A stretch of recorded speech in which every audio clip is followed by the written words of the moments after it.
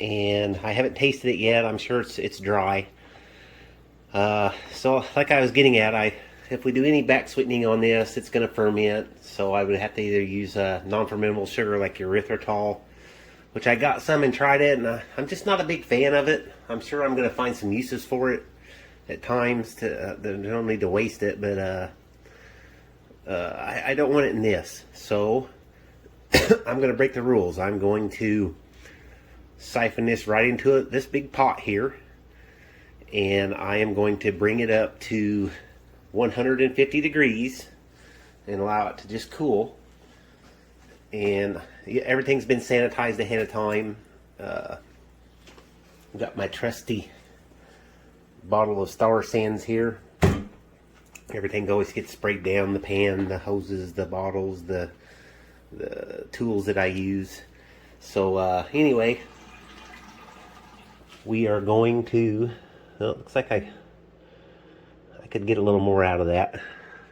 See, there's some left over, but it didn't really go to, I should have propped the bucket up sideways. But I'll just do that by hand and kind of pump it out. But we're going to heat it up and pasteurize it and make sure the yeast are dead. And then we're going to back sweeten it and probably put some malic acid in there as well, and get a nice flavor that I like. And then I'm going to put it in the mini keg and carbonate it. So I'll be back in a minute once I get it on the stove and start warming it up. Okay, see there, I feel like I got a lot more out of there. There was a good 10 swallows that we were wasting. But now we're down to we can't get anything out without getting on the lees, and I really don't want that in there. So anyway, back to getting things on the stove and getting warmed up. Okay, I have my little barbecue pro ball set up. I have two of these, and one I bought a cheaper one. It was like this one, I forgot, chogged, something like that. Chalked, C-H-O, it's either a C-O-D or a G-O-D.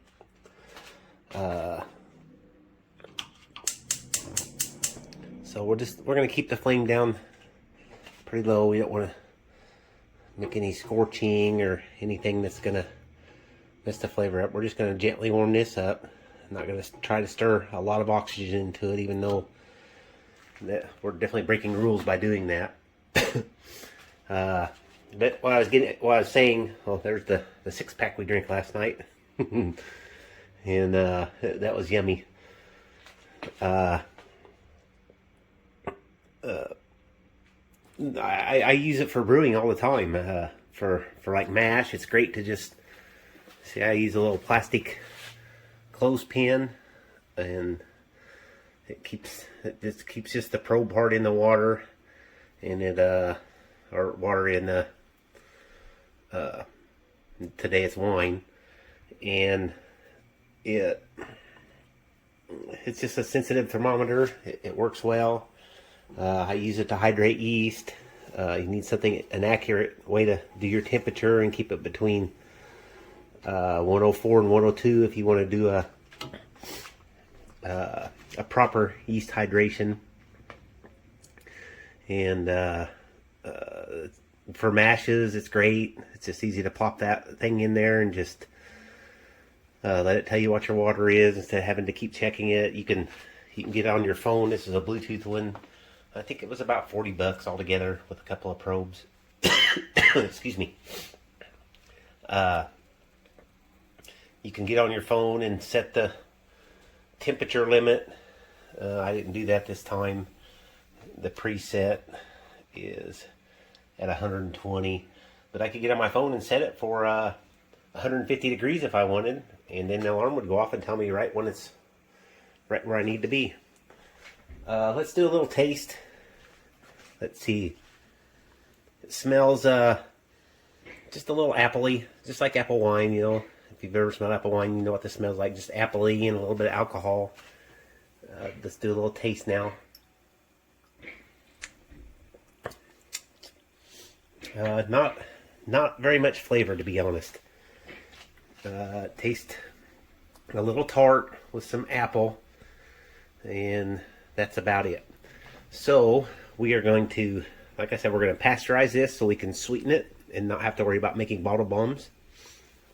Because if we were kegging it, I'm sure it would be fine. But we're not just kegging it. We're going to put it into bottles, and we could restart a fermentation. And I don't want to take those chances, so we are going to try this, like I said. So I'll be back once we get up to temperature and we do the sweetening and all that. Well, I kind of messed up. For whatever reason, I didn't get the beginning of this video. I started kind of in the middle, so it's going to be not make a lot of sense for a few minutes. Let's see. Sorry about my big finger in the way. We're doing the cider that was the white grape juice apple cider. Has D47 lavulin in it, and we started with a 1.054 of gravity, which I did something with my, oh there it is, with my cheat sheet. So 1.054, 1.055 is 7.2.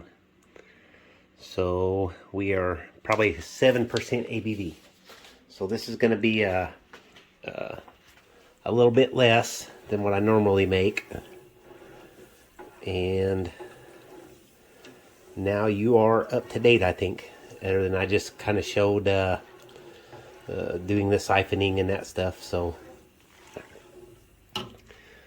I have to edit this video in this at the beginning. And when I get the everything all heated up and cooled down and get some sugar in there and a little malic acid, I will be back. Okay, so I went ahead and hooked up the little, or did the Bluetooth, and as you can see, it's at 99 degrees. I labeled this one pasteurization, and at 150 we got an alarm that'll go off, and that will oh, actually I didn't set an alarm. Yeah, I'm not worried about an alarm. Well, we could, what the hell, right? Let's set it for 5 seconds. Set timer. Oh, no, that's a timer, not an alarm, isn't it? Okay, so enough messing with that. It does have an alarm set. I'm just playing around. But as you can see, that's pretty neat and useful. Makes things easy. I don't have to just sit there and babysit it. And I will come back once we get up to temperature.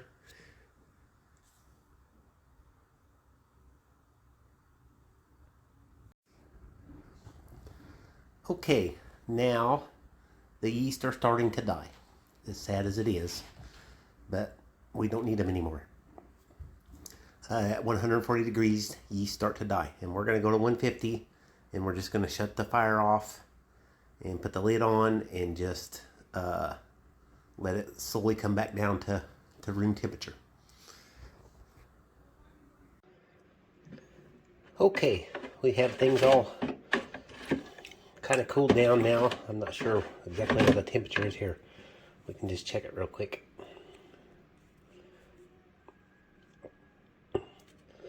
We are at 92.3 degrees. And I dumped in about a half pound, 3/4 of a pound of sugar, and a teaspoon of acid blend. And I wanted to use just malic acid, but I can't find what I did with just my malic acid. So acid blend it is. Okay, so I put some in a glass here, and I tried I just put in a spoonful of sugar, so like a not like a big giant tablespoon, but just the spoon that's kind of in between a tablespoon and a regular spoon. And like I said, a teaspoon of, now I just put a pinch of acid blend in here.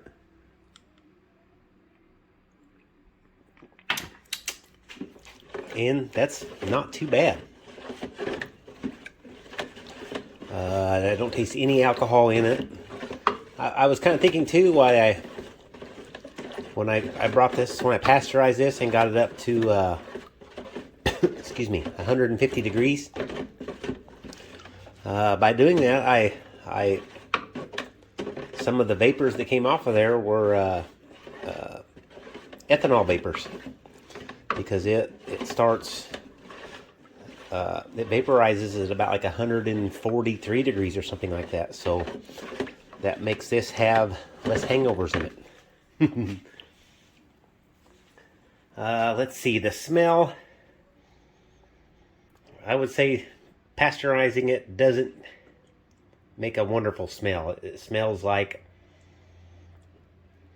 cooked apple juice or something. Not the greatest. That sugar though, I put the sugar and a little bit of acid blend in there, and that made it pretty darn yummy. I am liking that. It tastes almost like apple juice. Let's see. Oh, here we go. Let's give it a little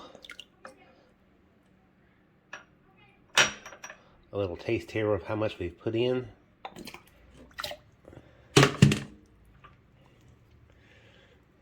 It's fairly clear. Not like crystal clear, but it's pretty darn clear. Not bad at all. Putting the sugar in it made it a little more cloudy. Ooh, definitely needs more sugar. Let's see. We are going to put that much in. So probably altogether I've put a pound. I just poured a new bag of sugar in that. That's unrefined sugar. Don't pay attention to the canister. That's just my sugar canister.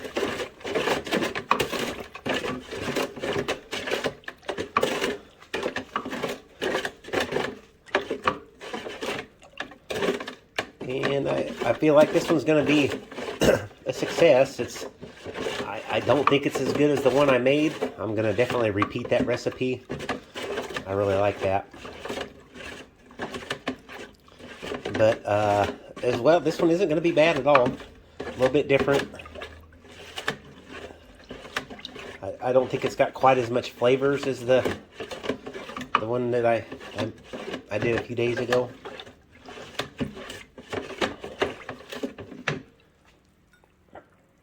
Let's see, dump that in there. I don't need to get nearly as much out. Just a little sip. Whoops, making a mess. Okay, just a little sip here. Ooh, definitely sweet enough. Now, the sweet's kind of counteracting. So I think I'll go with the tart. I think I'll go with a half teaspoon more of acid blend. Let's kind of toss that in there. And this is just totally to my taste. That's why I'm not measuring anything, just measuring with my heart. I guess I'm measuring the acid blend, but that's just because measuring spoons are easy to use. The sugar I'm not going to weigh out. It's a half pound or a quarter pound or a pound, whatever. Just dump a little and stir it up and add a little more till I like it. That's how I'm going to do it. Better do little amounts than one large amount and go overboard, right? Okay, one last little taste.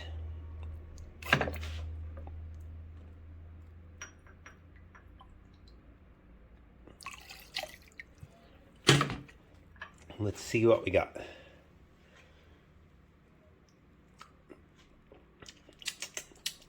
Not bad. Not bad at all. So I need to kind of clean up here a little bit and get the keg out and start carbonating this. Okay, we're going into the keg now. Everything's been sanitized. You can see it going down in there. Just that's why I like my bottling bucket. It's nice to mix things in, and then I don't have to siphon out. I can just go straight into whatever. And this one's going to be nice and full. This is the I've only used this one other time, and I put a gallon in it. It's a 2-gallon mini keg. I don't know if I even said that before. But we're going to fill it most of the way up and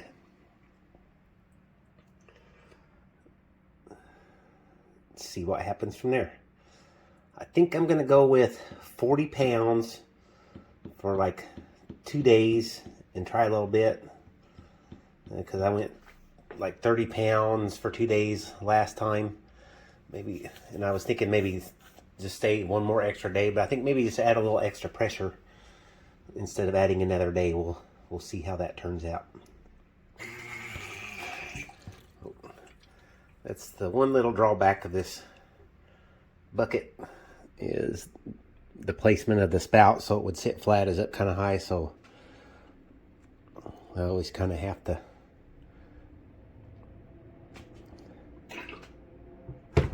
okay, I'm gonna leave the rest because my girlfriend doesn't like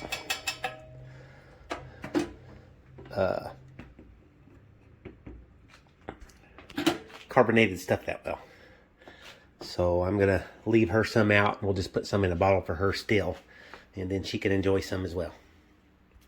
So let me make some room and we'll get the keg all going. Okay, there's a little hole right there, a relief something or another, and I was making a little bit of a leak. So I didn't have this quite tight enough. I tied it down just kind of hand tight, and it needs to be a little beyond hand tight. So, or not really beyond hand tight, just not just snug, just good and tight. It wasn't nothing major, and we didn't lose much gas, so we're all good. And we will see you back in a couple of days. Okay, we're back, and it's 3 days later, 2.5 days to be exact, probably. And we are going to do a little more bottling, and I can show you. I set the camera so we can do it with 2 hands. Okay, so there, I need to kind of keep this open. I'm going to add just a little bit of pressure. We have about 4 pounds in there. Okay, so I'm going to open this thing up, and we got our bottling one down in there. And right now, absolutely nothing is happening. So let me increase the pressure a little bit until we're pushing stuff out of the keg. There we go.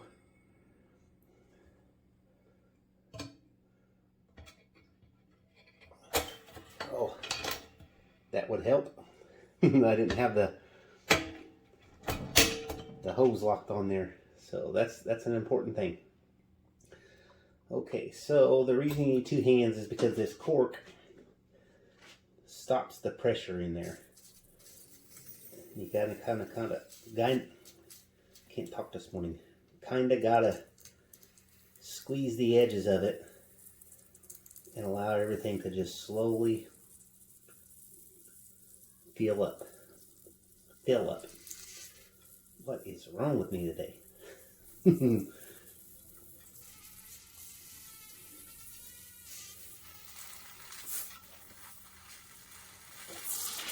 we got a little bit of foam in this one, So we're going to let that run on out. We get just cider in there. Okay, that's not bad. Okay, then we just go to the next one and repeat the process.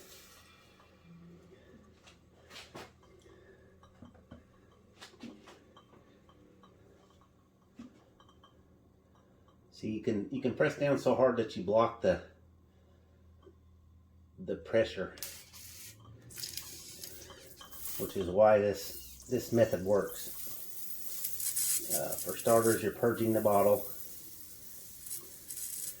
and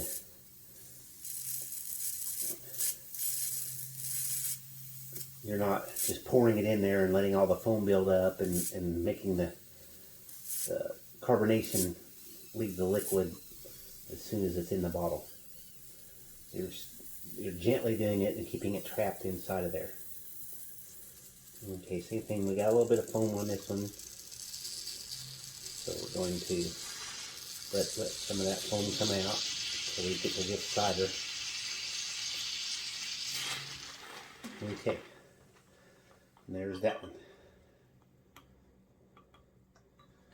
Okay, then we'll go on to this one.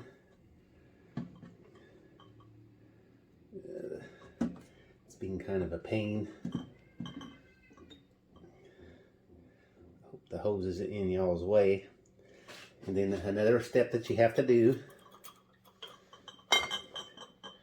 is put your lid on like so. I don't know if hopefully you can see this. So you just put your lid on, you tip it upside down, oops, without making a mess, and you see that that builds up pressure in the bottle. So just a quick upside down, shut it while the gas is escaping, and that also helps purge the bottle and keeps everything as oxygen free as possible. So I'm going to turn you off and get busy in this finish carbonating. I have a 12 pack to do, or 2 gallons basically.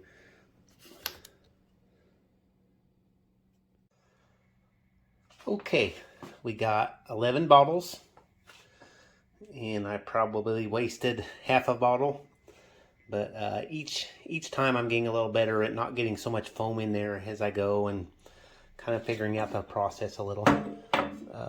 First thing, okay, I shut off the H2O, and here's what the partial bottle.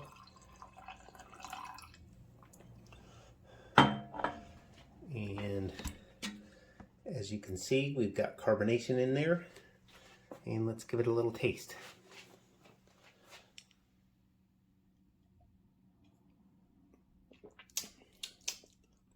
Tastes really just yummy.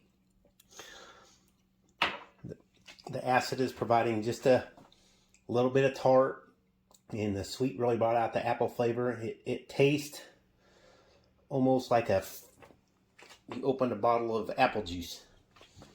Maybe a little better actually. It's only like 7%, so there's not much alcohol bite or warmness or anything to it, so it's a very light cider. I guess you could say 8%, 7% is light compared to a lot of stuff I make it is. Let's see.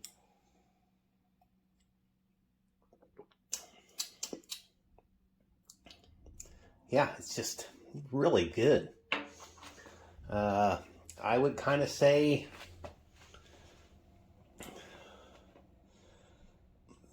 along the order of Apple Orchard's crisp. It just has a really crisp in your face, followed by a tart apple flavor. And tart not as in sour lemon, more tart kind of like just it's a fruit tart, I guess. I don't know what else to say, how to describe it. It's not a tart that makes you pucker in a bad way, but it's there, and it definitely lends to the flavor. So there's my My kind of a more complicated cider, I use no sugar. I just used apple juice from concentrate at the store, and I used a gallon of that, and then I used a gallon of white grape juice, and I put in some wine tannins, and then in the end I pasteurized it on the stove in a pot. Came out great. Let's see. It smells like an apple wine. Nothing amazing. I was a little worried because the smell wasn't so hot, or didn't smell so good when I pasteurized it, but after it cooled, that kind of helped out, and I pasteurized it at 150 degrees. So we probably lost a touch of alcohol just due to evaporation, letting it sitting there cool, but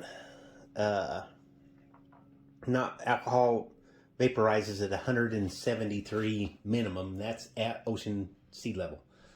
So I'm sure we didn't evaporate any through pasteurization, but what we probably did do was we evaporated some ethanol and any acetones that might be present in there because they start evaporating at 143. And I probably didn't get it all out, but I definitely got some out, which means less not so feel goods in here. There's less hangovers in here than there would be something that wasn't pasteurized. And I'm not going to do everything I make this way. It was just an experiment. I wanted to bottle this, and I didn't want to condition it with chemicals, so I just tried pasteurization in a pan, and it seems to have worked pretty well. I wanted to use the keg to carbonate it instead of bottles and pasteurizing it in the bottles, and I'm very happy with this method. Now, I don't think it would work good for like long-term storage. Just sitting open in a pan for a few hours while it was cooling like that probably isn't the best for bacteria inhibitors and stuff. But you know, tried to make a 12-pack and got an 11-pack. Me and my girlfriend and one of the neighbors, or a friend drops by, or a couple drops by, you know, that'll be wiped out in 2 settings. So this won't be around long enough to worry about spoiling, and it's going straight in the fridge after I clean it up. You got to wash everything real well. That the overflows makes it all kind of yucky and sticky and stinky from the dried alcohol smell, dried up beer or cider smell. But I think that's a pretty complete video. I'm not going to show you that. Maybe I'll show you the tasting of it, but I'm going to clean my keg up, and a mead is going into it. It was the first mead I made on video, and it was orange blossom honey, orange zest, and black tea, and a handful of raisins. And I have 2 gallons, and it's been coming on 3 months. December, January, February. Yeah, we're almost to March, so it's 3.5 months old. So and it's here. This is it right here. There's some sediment in the bottom of this bottle. Oh, let me show you. But it's nice and clear. And we are going to back sweeten it with some honey. I did condition that with chemicals, with Camden and potassium sorbate, so we can back sweeten and hopefully not make bottle bombs. And then we are going to carbonate and back sweeten with a little bit of orange blossom honey and get it nice and cold. So with that, I am out. Please like and subscribe if you haven't already. Lots of love. Bye.